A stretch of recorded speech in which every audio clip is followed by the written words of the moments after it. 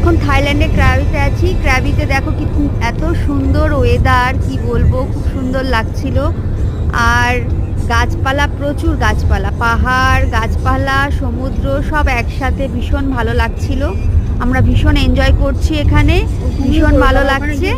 আর এই মেয়ে এখন বসে আছে সাথে আমার, আর গাছপালা দেখতে দেখতে আমরা যাচ্ছি, খুব মজা করছি। ভালো লাগছে না পাবি? পাবিরও ভীষণ ভালো লাগছে। আমরা যাচ্ছি এখন প্রকৃতির সৌন্দর্য দেখতে দেখতে। দেখো গাড়িটা দেখো কত বড়। এখানে গাড়িগুলো প্রায় সবকটাই বড় বড়, এখানে গাড়িগুলো বড়ই মোটামুটি।